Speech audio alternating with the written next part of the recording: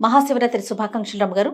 Suman TV ప్రేక్షకులందరికీ అలాగే మీకు కూడా మహాశివరాత్రి పర్వదిన శుభాకాంక్షలు. రైట్. శివరాత్రి యొక్క విశిష్టత రమ్మగారు, మహాశివరాత్రి అన్న పేరు ఎందుకంటే మనకి ప్రతి నెలలో కూడా శివరాత్రి వస్తూ ఉంటుంది కదా. మహాశివరాత్రికి ఉన్న విశిష్టత ఏంటంటే ఆ రోజు మనం ఎలాంటి పూజా విధానం పాటించాలి? సాధారణంగా చెప్పుకునేది ఉపవాసము, జాగరణ. అయితే శివరాత్రులు నెల నెల వచ్చే శివరాత్రుల్లో ఇది మాస శివరాత్రులతో పాటుగా ఇది మహాశివరాత్రి అత్యంత ప్రధానమైన రోజు. ఈ రోజున లింగోద్భవం జరిగింది. ఈ రోజున పరమశివుడు తన తాలూకు శక్తియుక్తుల్ని ప్రకటించాడు ప్రపంచానికి. ఆయన ఎంత ఆద్యంతరహితుడో ఈ రోజున తెలిసింది. అందుకని దీన్ని మహాశివరాత్రిగా పరిగణిస్తారు. ఇది ప్రత్యేకమైనది చెప్తారు కదా. అయితే శివ కళ్యాణం జరిగిందని అదని కాదు, బర్త్డేలు మ్యారేజ్ డేలు అనడానికి వీల్లేదు. దీనికి ముందు కూడా పరమేశ్వరుడు ఉన్నాడు, దీని తర్వాత ఉన్నాడు. ఈ పర్టికులర్ రోజున ఇట్లా అగ్నిస్తంభ రూపంలో పరమేశ్వరుడు కనిపించాడు. ఓకే. అందుకని ఈ రాత్రిని మహాశివరాత్రిని మహాపర్వదినం అని చెప్తారు. ఇది ప్రత్యేకమైన గాథ.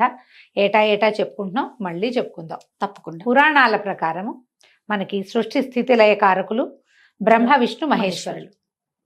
అయితే ఇది సాధారణ గాథ. బ్రహ్మ విష్ణు మహేశ్వరుల కోసం వీళ్ళు ఎట్లా వచ్చారు? ఆదిపరాశక్తి నుంచి సృష్టి స్థితిలయలు చేయడం కోసం వీళ్ళు ముగ్గురు జన్మించారని, వీళ్ళ ముగ్గురికి భార్యలుగా ఉండటానికి అమ్మవారి నుంచి త్రిమాతలు మహాలక్ష్మి, మహాసరస్వతి, మహాగౌరి అమ్మవార్లు ముగ్గురు, పార్వతీదేవి, లక్ష్మీదేవి, సరస్వతీదేవి ముగ్గురు అవతరించారని చెప్తారు. అయితే అమ్మవారు పరాశక్తి అనగానే ఒక స్త్రీ రూపం కాదు, స్త్రీ పురుషులు కలిసిన రూపం అది. ఆమె పురుష శక్తితోటి కలిసి ఉన్నటువంటి స్త్రీ రూపం. అయితే ఆయన ఎవరు? ఆమెతో కలిసి ఉన్నవాడు రుద్రుడు, పరమేశ్వరుడు. ఈ లయకారకుడుగా ఒక రూపాన్ని సృజించాడు తప్ప ఈయనే ఆయన అని చెప్పడానికి వీల్లేదు. పరమేశ్వరునికి 5 వేరు రూపాలు ఉన్నాయి. ఆ రూపాలలో ఒకటి మనం త్రిమూర్తుల్లో చూసేది. అయితే ఏమైందట, ఒకసారి బ్రహ్మ విష్ణువు ఇద్దరు ఏదో మాట వచ్చింది. ఒక డిస్కషన్. నేను సృష్టి అంతా నా చేతిలో ఉంది, ఇదంతా నేను సృజించింది, ఈ ప్రపంచం చూడు తండ్రి ఎంత అందంగా ఉంది అని చెప్పాడు. చెప్తే ఈయన అన్నాడు, నువ్వేది సృష్టించినా దాన్ని నడిపేవాడిని నేను కదా, సృష్టి అయితే నేనేం చేయకపోతే వెళ్ళిపోతాయి. అవును అని ఈయన. ఇద్దరు కొంచెం మాట పెరిగింది. మామూలుగా మాటల్లోనే పొట్టి మాటలు మాట్లాడుకుంటూనే వాదనలోకి దిగుతాయి. నేను గొప్పవాడిని అంటే నేను గొప్పవాడిని అని ఒక రకమైన వాగ్యుద్ధం మొదలైంది. క్రమంగా అది యుద్ధంగా పరిణమించింది, మహాయుద్ధంగా పరిణమించేసింది. వీళ్ళిద్దరూ ఇట్లా యుద్ధం ఆడుకుంటున్నారు, యుద్ధానికి దిగుతున్నారని తెలిసి దేవతలు వెళ్ళి పరమేశ్వరుడికి విన్నవించారు, ఇక్కడ ఏదో జరుగుతోంది అని. అప్పుడు ఏమైంది, వీళ్ళిద్దరి యుద్ధం మధ్యలో హఠాత్తుగా వాళ్ళు ఉన్న చోట ఒక పెద్ద కాలుతున్నటువంటి ఒక స్తంభం లాంటిది ఉద్భవించింది. అది ఎట్లా ఉంది, అది ఎక్కడి నుంచి వచ్చిందో తెలియలే వాళ్ళకి, ఎక్కడికి పోతుందో అర్థం కాదు. ఒక స్తంభ రూపంలో ఉంది, మహాస్తంభం. అది అగ్నిస్తంభం. అది ఎందులోంచి పొగలు వస్తున్నాయి, మంట వస్తుంది. మంట మామూలుగా చూడు ఎలా వస్తుంది, ఏదైనా కాష్టాలు చెక్కలు కాలితే మంట కనపడుతుంది మనకి. ఇనపవి కాలినప్పుడు లేదా లోహం కాలితే మంట కనపడదు, అవును, పొగొస్తుంది అందులోంచి. ఒక సెగలు వెలువరుస్తున్నటువంటి అగ్నిస్తంభ రూపంలో దాంట్లోంచి జ్వాలలు కూడా బయటకు వస్తున్నాయి. అక్కడక్కడ ఒక స్తంభ రూపంలో కనపడ్డాడు. వచ్చింది స్తంభం. వచ్చేసరికల్లా ఇదేమిటి, ఎక్కడి నుంచి వచ్చింది? వీళ్ళిద్దరు ఇంకా తమ పోట్లాట మర్చిపోయారు. ఈ కనపడుతున్న స్తంభం తమకంటే బలీయమైందని వాళ్ళకి అర్థమైంది. ఏం చేశారు ఇద్దరు, సరే నువ్వు పైకి వెళ్ళు, నేను కిందకి వెళ్తా. ఆద్యంతాలు ఇది ఎక్కడి నుంచి మొదలైంది, ఎక్కడికి వెళ్తోందో చూద్దాం అనుకున్నారు. విష్ణువు దాని యొక్క ఆదిని కనుక్కోవటం కోసం పాత కింద వైపుకి ప్రయాణం చేశాడు గరుత్మంతుడికి. బ్రహ్మదేవుడు హంసవాహనం ఎక్కి పైకి బయలుదేరాడు. ఎంత వెళ్ళినా దాని తుది మొదలు తెలియలే. విష్ణువు కింద దాకా వెళ్ళి వెళ్ళి వెళ్ళి వెళ్ళి వెళ్ళి దాని ఆదిని నేను కనుక్కోలేకపోతున్నానని గ్రహించి ఇది నాకంటే బలవత్తరమైంది అని నమ్మి పైకి వచ్చేసాడు. ఈ పైకి వెళ్తున్నటువంటి బ్రహ్మదేవుడికి విసుగు పుట్టింది. కానీ ఇది తనకంటే బలమైందని చెప్పబుద్ధి కాల ఆయనకి. ఆ సమయంలో ఏమైంది, ఈ పైనుంచి ఒక మొగలి పువ్వు కిందకు వస్తోంది, అలాగే ఒక ఆవు, కామధేను అని చెప్తారు, ఆమె కూడా కిందకు వస్తుంటే ఈయన ఏమన్నాడు, ఈ అగ్నిస్తంభాన్ని చూస్తూ వస్తున్నారు వాళ్ళు కూడా. అసలు ఆ మొగలి పువ్వు శివుడి మీద నుంచే రాలిపడిందని కూడా చెప్తారు. ఆయన జటాజూటంలో ఉన్నది ఆ పుష్పం రాలి పడింది అని. ఆయన్ని బ్రహ్మదేవుడు అడిగాడు వీళ్ళిద్దరిని, నేను దీని అంతం చూశానని చెప్తాను, మీ ఇద్దరూ నాకు సాక్ష్యం చెప్పండి అంటే. విధాత కదా, ఆయన మాటకి వాళ్ళిద్దరూ ఒప్పుకున్నారు. ఆవు పువ్వు కూడాను కిందకు వచ్చారు. విష్ణువు నిలబడి ఉన్నాడు. అక్కడ దగ్గర బ్రహ్మదేవుడు కూడా వచ్చాడు. వచ్చేసాక నేను ఆదిని చూడలేదని విష్ణువు చెప్తే, నేను అంతాన్ని చూశానని బ్రహ్మదేవుడు చెప్పాడు. వీళ్ళిద్దరూ సాక్ష్యం అన్నాడు. మొగలి పువ్వు అవును అవును చూశాడు, ఈయన చూశాడు, నేను చూశానని. ఆవు తలకాయ ఊపి తోకతోటి చూడలేదని తోకతో అడ్డం తిప్పింది. ఈ అగ్నిస్తంభం మాయమైపోయి ప్రళయకాల స్వరూపంలో ఉన్నటువంటి రుద్రుడు అక్కడ ప్రత్యక్షమయ్యాడు. విష్ణువుని సంభావించాడు. నీ శక్తి తెలిసి ఉన్నావు, నువ్వు ఎప్పుడు నాతో పాటు నువ్వు పూజలు అందుకుంటావు. నీ పేరుతో పూజ చేస్తేనే కానీ ఆ పూజ నేను వల్లను, నువ్వు ఉండాలి ప్రతి పూజలో. నీతో పాటే నాతో పాటు నువ్వు, నీతో పాటు నేను అని చెప్పి బ్రహ్మదేవుడికి ఏం చెప్పాడంటే, నీకు పూజార్హత లేదు, నువ్వు అబద్ధం చెప్పావు కాబట్టి.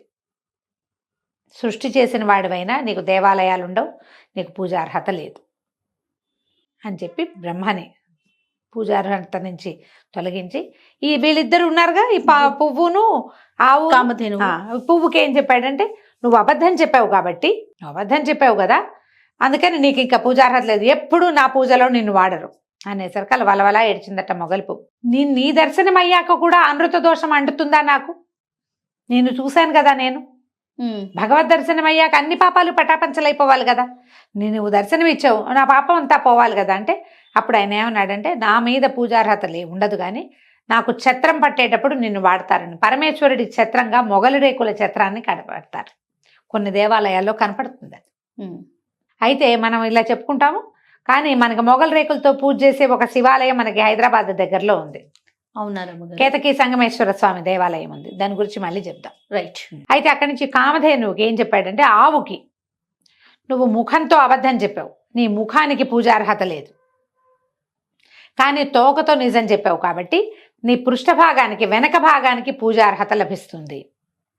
ఆవు ముఖం చూస్తే మేలు కాదు, వెనక భాగం చూస్తేనే మేలు అని చెప్పి ఇచ్చాడు.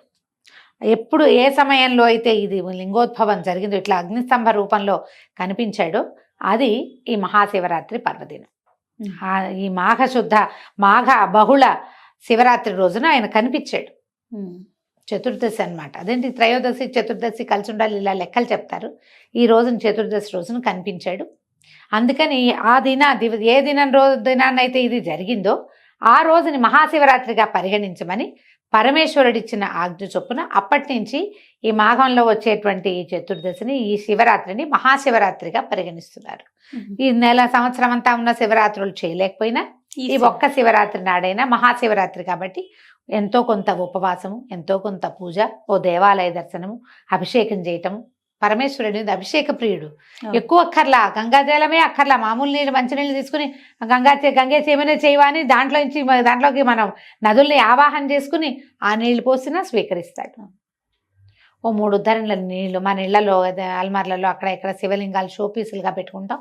ఆ షోపీస్గా పెట్టిన శివలింగాన్నైనా ఈ రోజున మనం చక్కగా పెట్టుకుని శుభ్రంగా ఒకసారి కడిగి కాస్త భస్మం అలది ఓం నమ శివాయ అని సాధారణంగా అందరు చెప్పే మాటతోటే మనం అభిషేకం చేసినా అభిషేక ఫలితం లభిస్తుంది. చుట్టుపక్కల దేవాలయాల్లో ఎక్కడికైనా వెళ్ళి ఎక్కడైనా అభిషేకానికి డబ్బులు కట్టి స్వయంగా పాల్గొనగలిగితే పాల్గొని అభిషేక దర్శనం చేసి అభిషేక తీర్థాన్ని తీసుకుంటే మంచి ఫలితం లభిస్తుంది. ఇది దీని వెనకాలన్న గాథగా ఇది చెప్తారనమాట.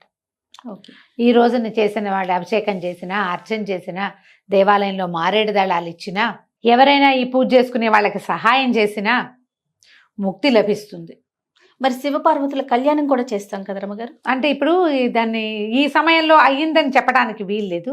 శాంతి కళ్యాణాలు అంటారు, ఎక్కడైనా చేస్తారు. అవి కొన్ని చోట్ల ప్రాంతాల్లో కనపడుతుంది. అవును, ఆ ప్రాంతపు ఆచారంగా గౌరీ కళ్యాణం చేస్తారు. ఎప్పుడు ఈ లింగోద్భవం అయ్యాక రాత్రి 1 గంట దాకా ఈ అర్చనలు సరిపోతాయి. ఏకాదశి రుద్రాభిషేకాలు చేస్తారు, 11 రుద్రాలు చేస్తారు, భస్మాభిషేకాలు, అన్న అభిషేకాలు, రకరకాల అభిషేకాలు అన్నీ అయిన తర్వాత, లింగోద్భవం అయిన తర్వాత అప్పుడు శాంతి కళ్యాణం చేస్తే తెల్లవారులు కాలక్షేపానికి కూడా ఉంటుంది. అవును, కాలక్షేపం చేయడానికి కూడా చేయొచ్చు. కొన్ని ప్రాంతాల్లో చేస్తారు, అందరూ అన్ని చోట్ల అయితే చెయ్యరు.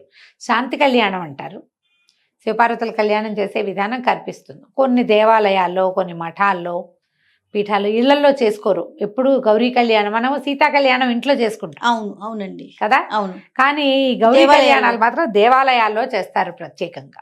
ఉమ్, విశేషమైన విధి విధానాలు ఉంటాయి ఆ కళ్యాణానికి, అందుకని అట్లా చేస్తారు. తక్కువ ప్రాంతాల్లో ఎక్కడైనా అవకాశం ఉండి మీరు జాగారం చేయదలుచుకుంటే చక్కగా దేవాలయానికి వెళ్ళి శివపార్వతుల కళ్యాణం కళ్ళారా చూడొచ్చు, అవకాశాన్ని బట్టి. తప్పకుండా రమ్మగారు. నమస్తే. నమస్తే జయ.